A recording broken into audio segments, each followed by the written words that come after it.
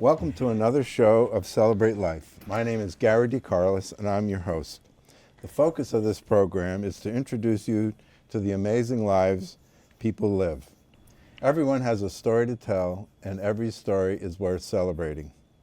If you would like to be a guest on the show, or know someone who you think would be interested in being a guest, please contact me at celebratelife0747@gmail.com. Now, I would like to introduce you to Eileen Cleland. And for full disclosure purposes, Eileen is my yoga instructor, and a good one at that. So, welcome to the show, Eileen. Thank you, Gary. Great to have you on here. the show. Happy to be here. Good. And I'm thrilled that we can celebrate your life.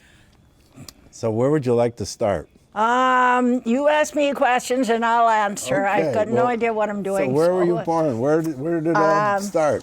Born and raised in Belfast, Northern Ireland. Okay. Lived there until I was 18. Mm-hmm. And then I left with my parents. The reason we left actually is my brother and sister had already left. They were living in Africa. We had an uncle in Africa who started this whole thing. Yep. And then my brother went out to be with him, and then my sister went out to be with my brother, and then my parents, it was just my parents and me. And my mother, who was 62 at the time, said, Let's go. let's go. So, yeah, we packed up and went to Cape Town. Wow. And I lived there for 3 years. And the reason we left was because of, what was going on in Belfast, what's going on in Northern Ireland. And I'm not sure that people are still really, a lot of people really still don't know about it. But I grew up in a Catholic neighborhood. We were the minority. So we had trouble getting jobs, we had trouble getting housing. We had to stay in our own neighborhoods. So you couldn't. Really wasn't much opportunity. You couldn't. Your friends had to be Catholic. Well, when I got to be about 16, 17, and was allowed out a bit more, and I chose to not know what my friends were because I despised. I hated the system. Mm-hmm. Growing up. Excuse me, I would only go to Catholic primary school. And then my secondary school was a Dominican convent. And so I was exclusively in my own neighborhood with my own people. Yep. But then once I reached a certain age and could get out and about a bit, it was irrelevant to me. Mm-hmm. I didn't want to know. Mm-hmm. You wanted to meet people where they were at. Yeah, exactly, yeah. And most of the time that worked. I had one friend who broke up with me when her father found out that I was Catholic. Wow. But other than that, That must have hurt. It did, Yeah. It did, yeah. But there was no opportunity there for young Catholic people at the time.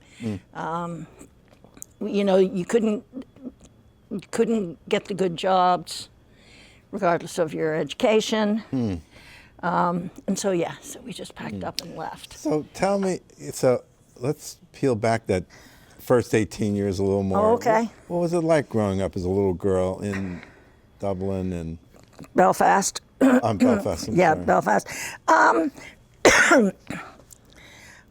I had a super happy childhood, and in terms of my own family. My mother was from Belfast. My father was from County Down, which was the country and the seaside. So we would spend all of our summers in County Down at my grandfather's, and we could run wild. Oh, that must have been Yeah, fun. but how can I say this? It's kind of like you had to know your place. Mm-hmm. And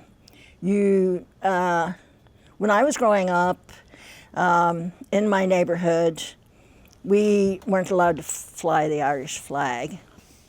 Really? It's only the English flag. Really? Yes.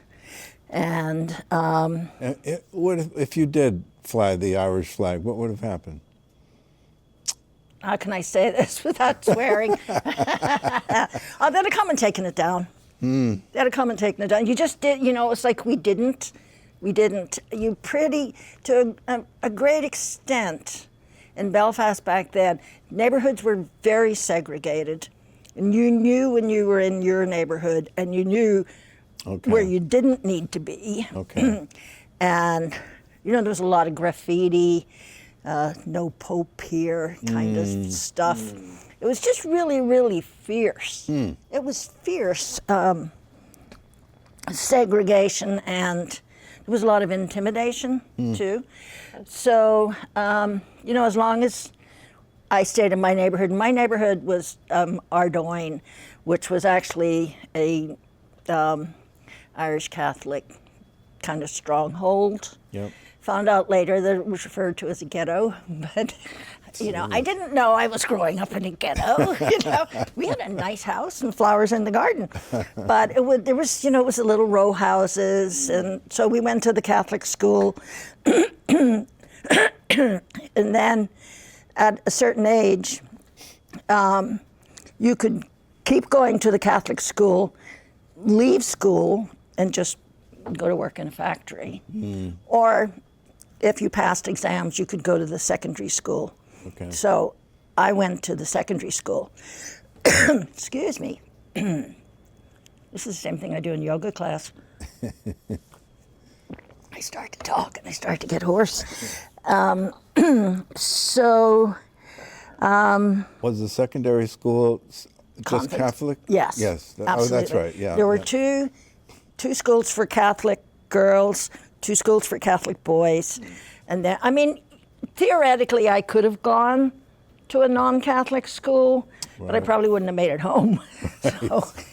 So we just didn't. Yeah. We didn't, Right. and when I was supposed to be going to Queen's University. Well, I went to secondary school, and I had to take 2 buses to get there. It was in the nice part of town. And literally, people would ask you where you were from. And like if I said, I'm from Ardoyne, that's it. That's it. Yeah. So I was made to feel ashamed of who I was just because of, where I came from. Wow. But I feel like there's always a couple of ways you can go when that sort of thing happens. Is you can concede, or you can fight back. And I chose the latter, which got me in a fair amount of trouble. But so that was pretty much what it was like. Yeah. It was. It could be dangerous. Yeah. If you went in the wrong neighborhoods. It was literally like if you were looking in the newspaper for a job, it would say no Catholics need apply. Wow. No kidding. Yeah. It was hardcore. Woo. It was hardcore, and that's why my mother decided that she wanted to get me out of there. Yeah. And so my mom was a driving force in the family. It was actually a case of my dad. My dad was working in the country at the time. He was a plasterer in the building trade. And he was a lovely man. And he came home on a Friday, and my mother said, I've decided we're moving to South Africa. And my dad said, Okay. all right, Margaret, all right. So that's how he found out we were moving. But my uncle was there with his family. My sister was there with my brother-in-law, who lived up the street from us. And then my brother had gone there too, so, Now, so you moved from one country where there was division, clear division, to another country. Exactly. Same thing. Exactly, which is, and I do talk about this too, that because it was still apartheid Yeah. when we went there, And quite honestly, we knew nothing about it. We were just, hey, look, they're going to pay our fare. They're going to buy us a plane ticket. We're going to get the hell out of here, you know. Wow. And the South African government was doing that. They were importing white people, is what I say. Goodness. And they would actually pay your fare, set you up in housing, find my dad a job. Wow. So we went out there doing that, and then I was 18. So I knew nothing, you know. I knew about the Beatles and the Rolling Stones. And so I went into this system of apartheid, and I tell people that I literally overnight went from the bottom of the pecking order to the top. Ah, right. Literally overnight. Yes. Yeah. Get off the plane. Get off the plane, and now you're the queen. Wow. And I was never comfortable with it. My mom grew up, you know, she went to work at 12 in the mills. And she was just a hard-working Irish mother, you know. And we got there, and my brother said, well, you have to have a servant. Everybody has a servant. Jeez. My mother was like, what am I going to do with a servant? And he said, no, Mom, this is what we do here. And so my mom got a servant, and you know, I would come home from school, and her name was Susie, the woman who worked for us. My mom and Susie would be sitting at the table drinking tea and talking about their families, and you know, so I was never comfortable with it. I got in some trouble there too, a couple of times. What was trouble for you? Well, I was working in a bank, and the first time I got in trouble there, almost lost my job. There was, you know, most of the grunt work was done by non-whites, and all of the clerical stuff and the management and all that was done by whites. So I got friendly with a little man who worked there. He was like a handyman. His name was Francis. And I came to find out that he loved Ireland, and he loved the Irish, mostly because he loved horses, and we're horse people, you know, traditionally. And so Francis and I got friendly, and I would come into work in the morning, and there'd be a cup of coffee and a bacon sandwich sitting on my desk, and it would be from Francis. And so this was an old bank, one of the really old banks with the big old dome on top. It was the Standard Bank of South Africa. And Francis told me that up there in the dome, they still had the old desks and the old ledgers. And I said, ooh, I'd love to see that. So Francis took me up in the dome, you know, and we poked around. And we came back down, and then I got called into my boss's office. And I was told, you do that again, and you're out of here. Wow. I was told that I smiled too much at the lady who brought the tea around. Oh my goodness. And ironically enough, my brother was a cop. So I would, if they told me that there was somewhere that I shouldn't go as a white person, I would kind of make a point of going, you know. And sometimes it helped that my brother was in the police force. I came home in the paddy wagon a few times. Yeah, so, you know, on the one hand, I mean, Cape Town is paradise. It's beautiful. It's, you know, right on the tip of Africa. You get Table Mountain behind it, the Indian Ocean, the Atlantic Ocean.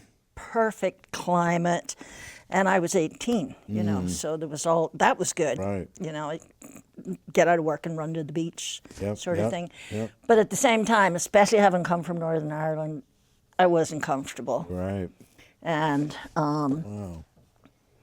and then my mom passed away while we were in Cape Town. She had cancer. And by then, my brother had moved to what was still then Rhodesia. Yep. So he left South Africa and gone to Rhodesia. My sister was also in Rhodesia, so it was just me and my dad. Yeah. And so then I met a nice American, and Okay. And I left after, well, it was actually about 2.5 years. And then Okay. I left and went to the States. Okay. Yeah, and then I just moved around a lot. Yep. And your dad stayed in? My dad stayed He until did. he passed. Wow. Yeah, yeah. So in those early years, Eileen, who were some of your, the people, like your mentors or people you looked up to, or People I looked up to. people that had an impact on you? I can think of two. One was the headmistress at my primary school, who there was some concern about my going on to secondary school, partly because a lot of Catholic kids couldn't really afford to keep getting an education. It was more a case of, you finish up and go to work. But this headmistress went to bat for me and said, no, you got to give her the opportunity. And I was also too young to take the exams. But again, she went to bat for me and she let me take the exams. And that changed my life a lot. When I did not love going to the convent school, I have to say. But there was one old nun there. They were very strict for the most part, It was very much, Imagine. yeah. Yeah. No corporal punishment, but very strict. And there was one nun there, Mother Raymond, I still remember her name. And she told me after class one day, go home and tell your mommy that you're worth your weight in gold. And, I experienced, it's such a strange place. I actually experienced some discrimination even at the secondary school, at the convent, because I was a poor kid from Ardoyne. I was sort of suspect, and so it wasn't too often that someone told me that I was worth my weight in gold. Oh, what a sweet thing to say. I know, it was lovely. Jeez. Yeah. And then other than that, I would have to say that my role models were people like Bernadette Devlin, who was, an Irish revolutionary. Yep. People, women, strong women. Yes. And my mother. Yes. My mother was indomitable. Yeah, and yeah. So those, I think, mostly were the people. Yeah. And then I was just going to say, No, go on. full disclosure for me, by the time I left South Africa and moved to the States, a certain amount of me had been indoctrinated.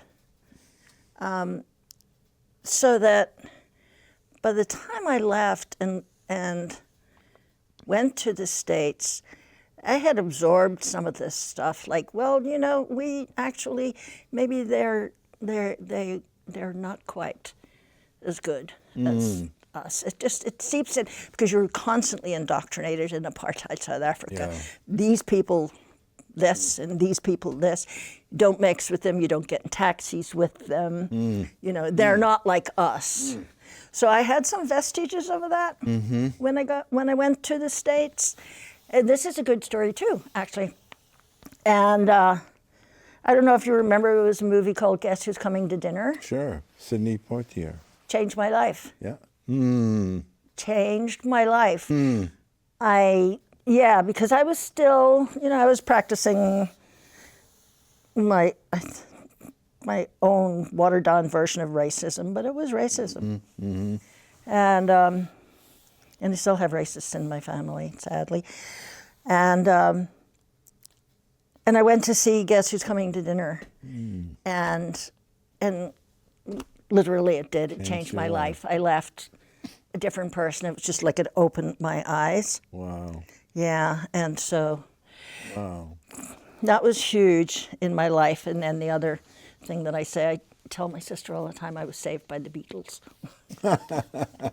How so? Because, well, they came to Belfast. They started performing, and they came to Belfast before they were really famous, but they were getting famous.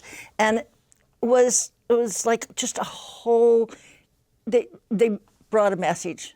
It was liberating. Yes. And they came with a message, and Yes. and I was ready to receive it. Wow. You know, and I really think that I honestly think that I was like saved by the Beatles. My sister's 6 years older than me, and it's almost like she's a different generation. Mm-hmm. You know, and so I tell her, well, that's because you didn't get saved by the Beatles. So it was an odd assortment of inspirations, but So, yeah.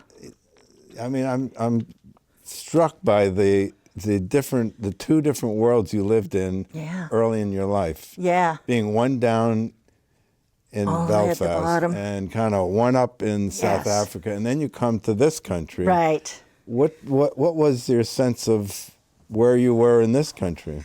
What impressed me most about this country, Gary, honest to God, was that nobody cared what my religion was. You know, I came here and I was, you know, I came on a green card, and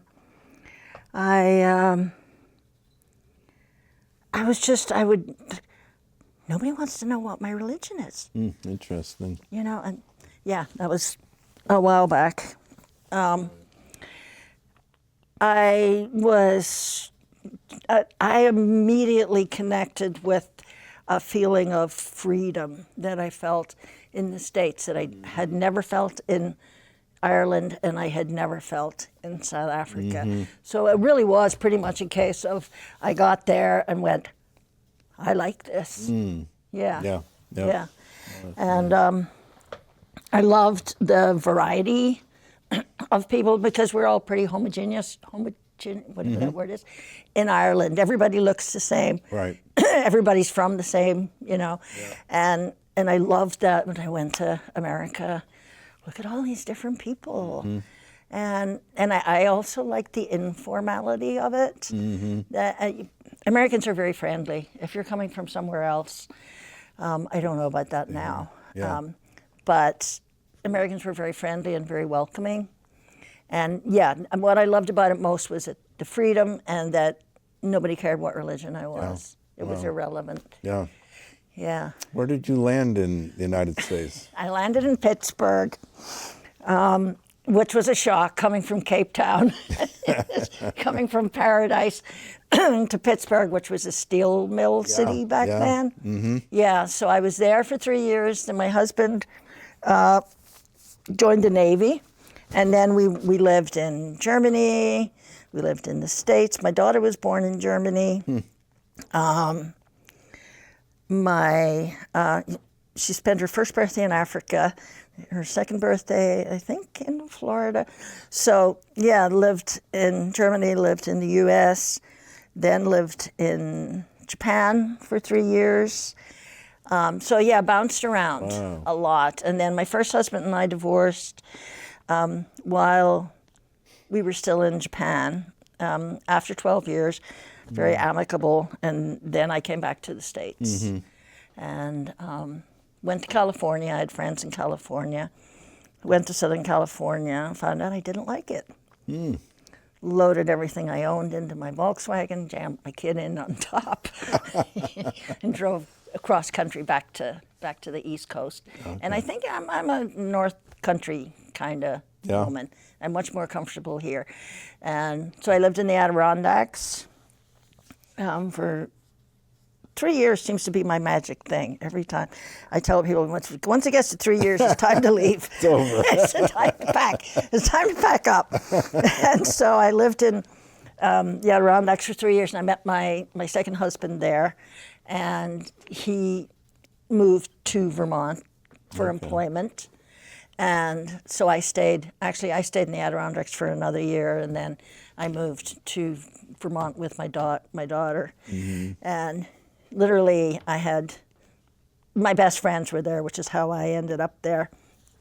And it was a case of, let's go to Vermont. You know, I think this was even before Russ found a job there.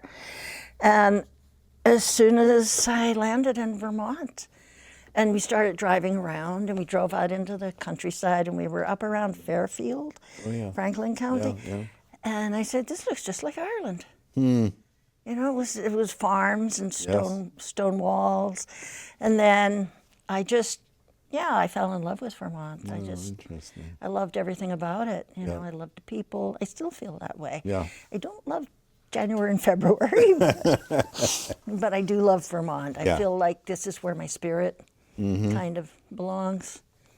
And Yeah. so when you got here, what did you do? What When I got to Vermont, yeah. My husband and I, well, I got married. It was the first thing I did. And my husband and I knew that we wanted to buy land and build our own house, but we didn't have any money. So we rented a house in Fairfield. It had no electricity, No electricity. no Wow. electricity, no phone, composting toilet, your classic Vermont, you know, pioneer kind of Yeah. house. And we took it because the rent was low. And also it was on like 30 acres of land. Oh, nice. And my husband was a person who needed to be in the country. Mm-hmm. He grew up in the country. And so, yes, it was basically a case of, okay, let me find a job. Yeah. And so I I have a degree, a bachelor's degree in accounting. Okay. And that was pretty much how I made my living, Yeah. made my money. Yep. And still do to a little, to some extent. And so I was looking for a job, and I saw an ad in the paper for the Vanguard Press. I don't know if you remember the Vanguard sure Press. do. Precursor to 7 Days. Yeah. So I was their first real bookkeeper. No kidding. No kidding. Yeah. Wow. Yeah. And it was, I tell people, it was like being a bookkeeper for the circus. It was wild. It was wild. But Wow. yeah, I stayed there for 3 years, whipped them into shape. And, but it was a long commute. We were living in Yes. Fairfield and commuting to Burlington. Right. And then finally, we saved up enough to buy our land in Fletcher. We bought 20 acres of Nice. land. Yeah, beautiful, beautiful land. And then we still needed another year to save enough money to start building the house. Mm-hmm. And so, yeah, I think it was, 4 years I commuted. And we didn't have any money, and, you know, we had an ancient Volkswagen with no heat, and yeah.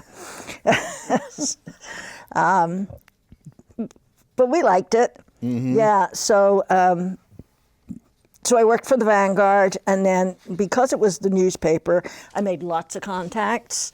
So I decided I would just go on my own, work for myself, so that I didn't have to do the grind. Yeah. And so I did, and I mean, I just had to say, hey, I'm looking for clients, and literally it's Burlington, you know, Yes. it's Vermont, so. Right. So I went to work for myself, and I continued to do that Wow. right up until after my husband passed. Wow. And I have a really fun story for you too, actually. Tell me a fun story. So my husband is from Central New York. I'm from Belfast. We moved to Vermont. We knew we wanted to buy land. I knew nothing about Vermont. And so for the 3 years that we stayed in our rental house, we were constantly looking for land. And then the way that we found our land, we would go on the weekends. We'd go cruising and, you know, just look for nice places. And we were driving on a back road. It was a beautiful day in June, I think. And we came up over the hill, and there was this big, vast expanse of meadow, and then woods on either side, and Mount Mansfield right in front. Wow. And so we just stopped the car because it was so gorgeous, you know. We said, wow, this is beautiful. And my husband said, I wonder if it's available.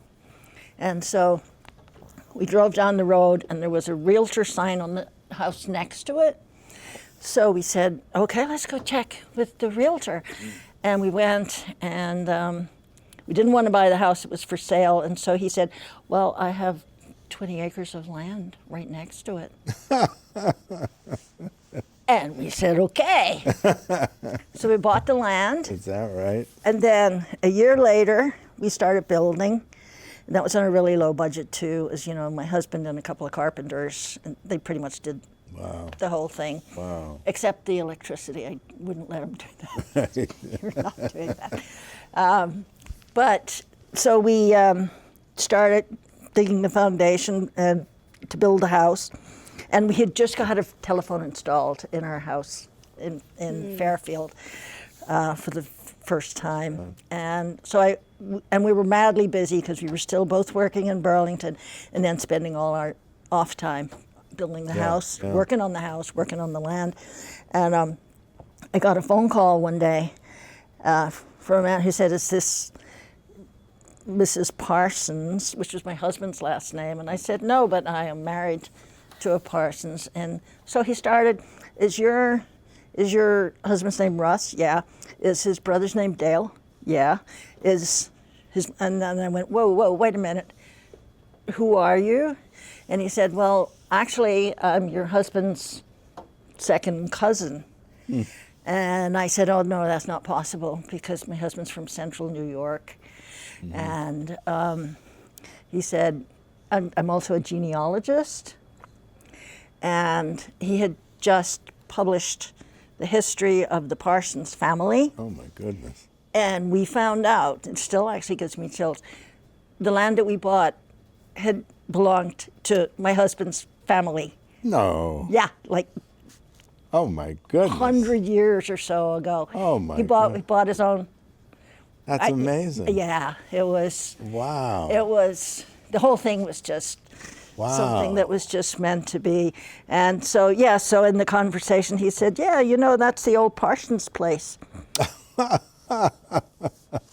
That is amazing. It is amazing, yeah. Wow. And then so my mother-in-law gave us a copy of the book, and we found out that a branch of the Parsons in central New York had moved to Massachusetts, and then from Massachusetts to Vermont, and they lived in, maybe it was Johnson, one of those towns around there, and then actually bought land in Fletcher.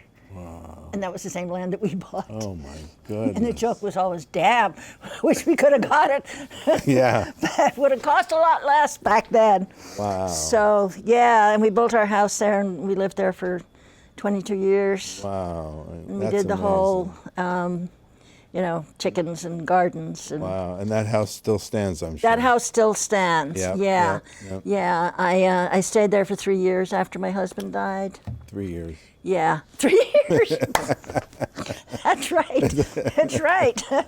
But I think I broke that spell when I moved to Burlington because I've been there ever since. But yeah, so my husband died in 2002 at the age of 50, sadly, from cancer. And I stayed on for another 3 years because I just loved our home so much. Yeah. And also, always, I was a person who had dogs, and so I liked living in the country with dogs. Yes. But it was really remote, Yep. you know. Yep. And after a couple of years, some of my really good friends started sort of leaning on me, saying, "You can't stay out here by yourself. It's too remote." But it took me another year.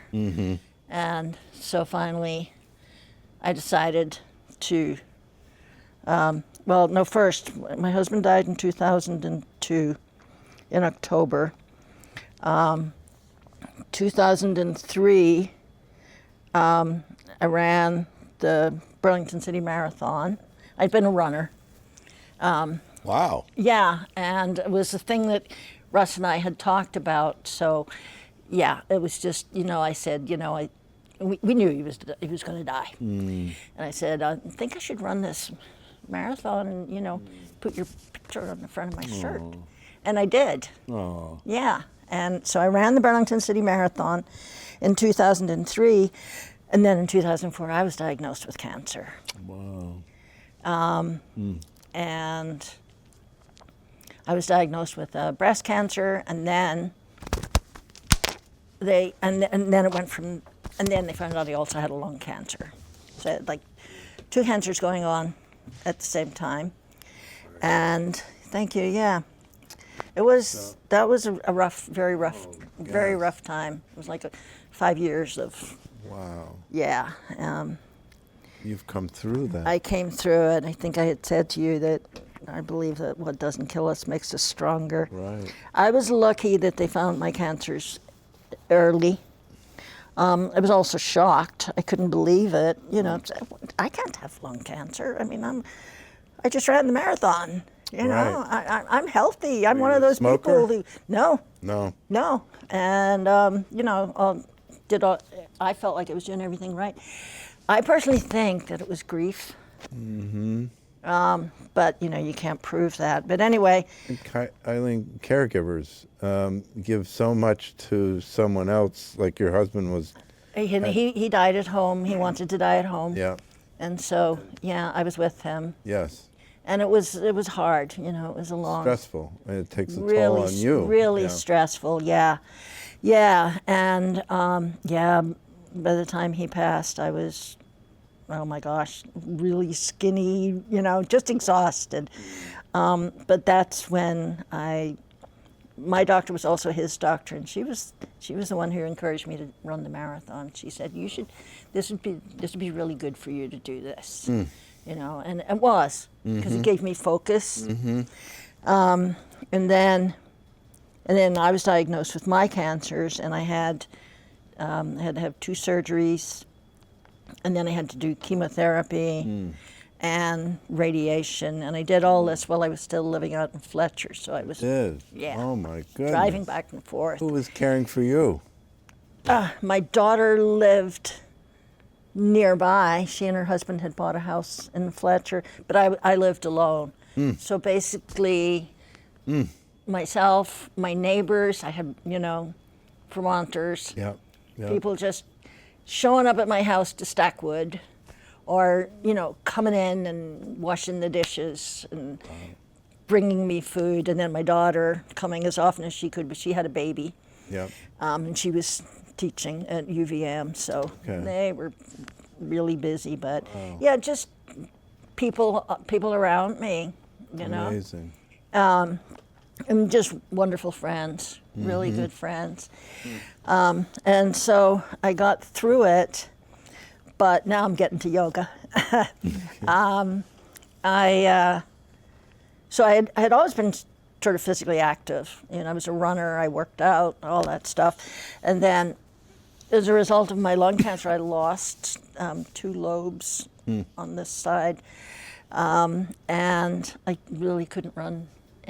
Actually, I was still doing chemo, and I was, you know, I was really tired and weak, but I needed something. And so I had a dear friend and neighbor who lived up the road from me, who practiced yoga, and she said, well, "Why don't we start just doing a little yoga? Just come to my house."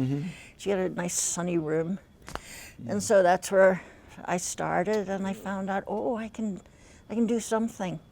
And it was kind of like falling in love with Vermont. I fell in love with yoga. Wow. And I practiced it as best I could all the way through my treatments. And then afterwards got into practicing it, you know, as often as I could.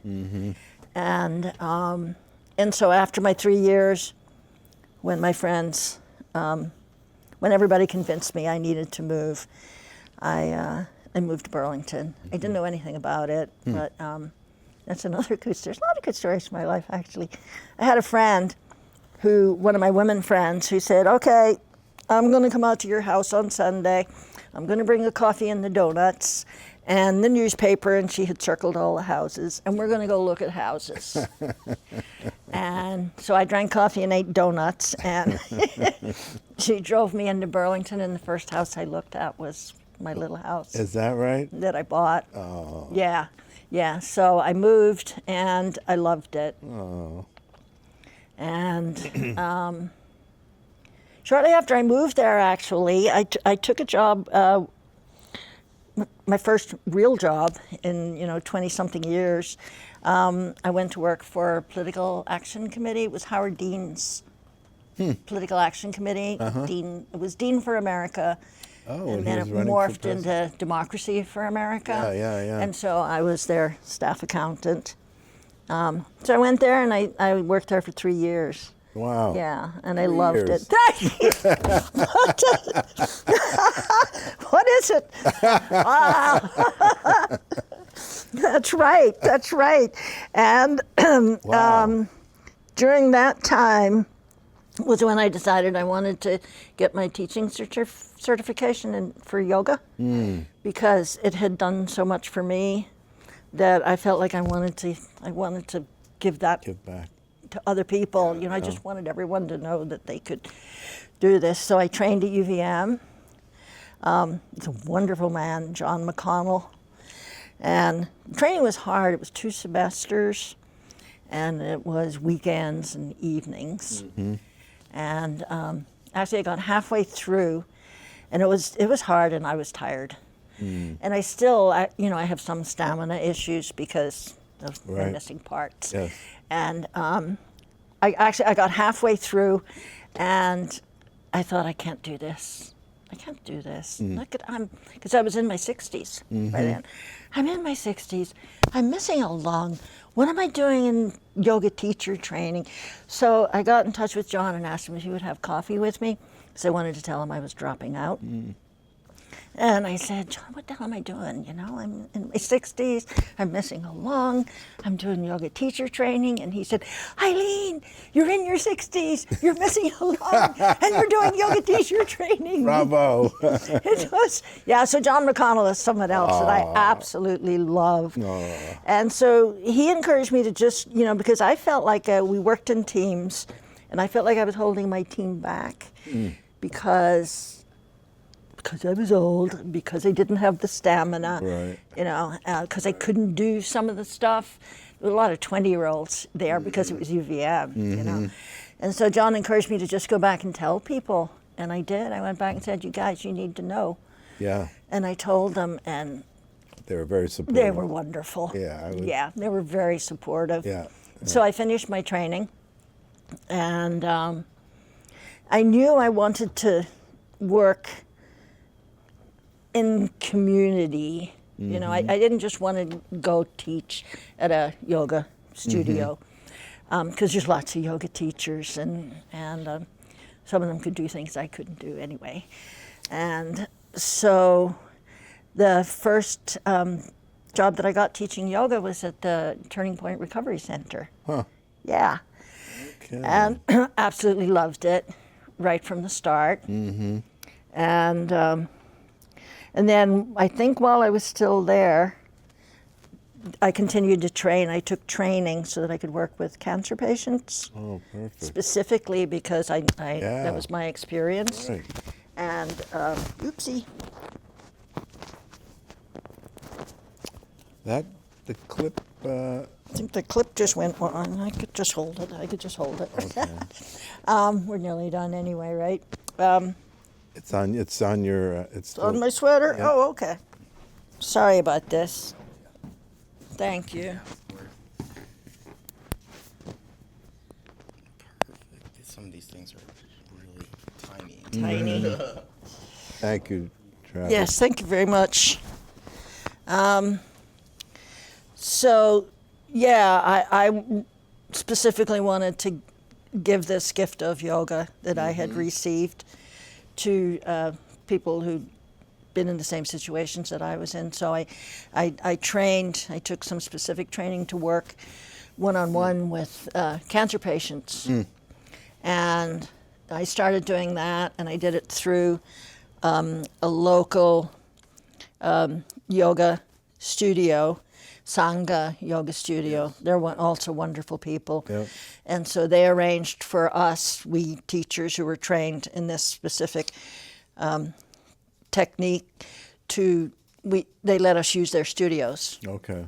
For free. Nice. And Yeah. it was free to the people who were doing it. Fantastic. The organization that I worked for paid me, and they were one-on-one classes, so that was really special. And I went, and also got trained to work with veterans. Taught at the Veterans Association down on Pine Street. Yeah. Pretty much did that. So, Eileen, if someone is not doing yoga, but maybe is thinking about it, what would you tell them the benefit of doing yoga is? How much time do we have? It's just limitless, really, the benefits of yoga. So physically, if you practice, it'll make you stronger. It'll keep you flexible. It's wonderful for people, for us as we age, because, you know, the body tends to, we can't do the same things. Right, right. And exercise becomes a little more challenging. So the benefits, the physical benefits are wonderful. For me, it's always been mostly the mental element of it. There's something about practicing yoga that just brings you right into your center, right into your core, and it's like everything else goes away, you know. And I would tell people also, because lots of people are intimidated. They're like, "Oh no, yoga! I can't do yoga." Right. They think they have to do headstands, Right, you know. right. And my message is, yes, you can.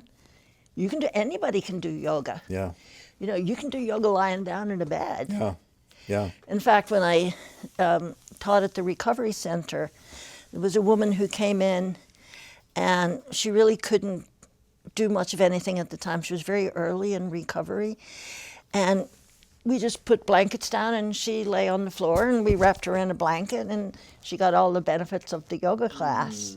And that's another thing I tell people is, you don't even have to practice. Just sit in the class. Right. And breathe, you know, and you'll feel it. Breathing is a key part Breathing of it. is key, yeah. And I think it's the breathing and the fact that you're just focusing on a movement. Okay, let me see if I can get this Yep. warrior two pose Yep. right. Yep. You know, and everything else just kind of goes away. Yeah. I also encourage people to, like, don't, it's not a competitive sport, Right. which is huge. When I first started practicing, I used to practice with my eyes closed. Because I'd listen to the teacher, because that way I wouldn't look around me and see that somebody else was doing it really well. I would tell people it's absolutely accessible, Yeah. you know, and it always has been. We have props, you can use blocks, you can use straps, Right. you know. Now I teach chair yoga. Yes. Yes. And that's, I'm your student in chair yoga. For all of you to know. I saw you get the yoga bug. I did. I saw you get the yoga bug. I said, aha, I think I've snagged another one. The hour just buzzes right by. It does. It does. And it's at the amazing. end, you're lighter. Yeah. And that flexibility you come out of it Yeah. with, and it's a wonderful and I, feeling. you know, I love to tell people, you think you're not going to get any exercise sitting in a chair? You know, Yeah, you do. watch this. Yes. Yeah. But it's not overwhelming. It's not overwhelming, and you, excuse me, you don't have to do everything that everybody else is doing. Right. And I stress that. I stress listen to your body. Yes. And that's what's so wonderful about yoga is it's so adaptive. Yes. You know, Yep. and that, like, yeah, anybody can do it. I teach, one of the places I teach now is an assisted living center, and I work with a lot of people with Alzheimer's or dementia, and some of them are in wheelchairs. Lots of them have walkers, and they're in different stages of Alzheimer's, and that's probably the most magical class that I teach. Because I go in there and sit down, and a lot of times people are not really sure, you know, what's going on. And I start slowly, but I find if I can just connect with someone, as soon as I make that connection and they see what I'm doing, and they start practicing. And it just, it's... Oh, that's great. It's profound. It really Yes, is. I that's feel like it's great. profound. Wow. Yeah, and in the end of all this, I get paid to do this.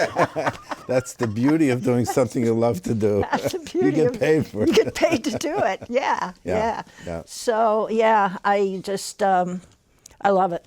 Yeah. I love it. It gives me, like, as much as I give to other people when I teach, I get back like tenfold. You know, it just, and especially in these like hard times, difficult times that we're living in now. Like I go to teach my yoga classes, and some days I'm not feeling too great. And I go there and I see all these people who have shown up, Yeah. you know, and they've just shown up to practice yoga. And yeah, I'm definitely a booster. For the audience's sake, I do have the bug, and it does make a profound difference in your life. So give it a shot. The Y offers a couple classes, and they're all over. You can find them. And, Yeah. Write to me, and I'll let you know where you can go. All right. Yeah. When I think that taught the first chair yoga class at the Y, and it was another wonderful woman there, Jill, who approached me. She knew I was teaching, and actually ran into her in the park one day, and she said, "Are you still teaching?" And I said, "Yeah." And so she said, "We're looking to get a chair yoga class started at the Y." And when I started teaching that class, there were 2 people. Wow. And sometimes there were no people. Wow. And we actually had just got to the point where my boss came and sat with me and was like, I'm not sure, is this going to work? And then slowly it built. And Yeah. now I feel like, we're one big yoga family. Yeah, we are, right. Yeah. Now, I hope you're not approaching your 3-year anniversary at the Actually, it's been 2 years. It's been 2 years, so you're good for another year. Oh, good. I hadn't actually noticed that 3-year thing has stuck with me. So, yeah. So we're getting close to the end of our interview. Do you have words of wisdom you'd like to share with the audience about from what you've garnered in your life to share with the audience, or a special quote that you really live by, or both? One of my quotes actually is not profound. It's "Don't take yourself too seriously." And I find that that's something that has just helped me at times when things were really intense, and I could just back off. And like, there's nothing like teaching a yoga class and you look down and see you've got your yoga pants on inside out. Okay. So there's a little bit of lighten up there. I think mostly it's connection. When I got cancer, I learned how to receive help. I had never been able to do that. I always thought, I'm functional, I'm independent, and I wasn't. And I needed people to help me. I had to let people help me. Yeah. So let people help you, and when it's your turn, help your neighbor. I think we need to support each other. I think that's absolutely crucial. Yeah. That makes sense. And keep an open mind. Yeah. Yeah, don't decide. Makes sense. Yeah. Eileen, I have to ask you one question, though. There's few people in the world that have gone from being one down to being in South Africa, where you were the privileged class, and then coming to America. How has that affected your life view, your worldview? My worldview? I realize, what it has done for me, I am passionate about people's right to dignity and to respect. And when it's like everywhere I've lived, I've been able to find people who shared my beliefs. So yeah, I think it's definitely given me a much wider perspective. Yeah. And yeah, I think that life is a learning process, basically, Yeah, isn't sure it? it is. It absolutely is. Yeah. All right. So yeah, still learning. Hopefully. Anything? Do you have anything that you would like to do in your life that you haven't done yet? I haven't done yet. Yeah, I want to go on a walk. I want to go walk in Beatrix Potter country in England. Okay. I'd like to go back to my nephew has a safari camp in Africa. I'd love to see that one more time. I don't think I need any more jobs. I'm a dog sitter too, so. Oh, I know you Yeah. love dogs. I love dogs. Yes. Yeah. I'm actually pretty content. Good. Okay. Yeah. Good. Yeah. I'm pretty content. Maybe, you know, I'll get to do some things on the proverbial bucket list, but Yep, if I yep. don't, You're okay. I'm okay. Okay. I'm okay with what I've got. Yeah. In fact, I'm very grateful. Great. Yeah. Well, thank you for being here today and Thank you for for having helping, me. allowing us to celebrate your life for you. Thank you. Yep. It's been a privilege. Oh, good. Thank you. Okay. I've enjoyed it. All right.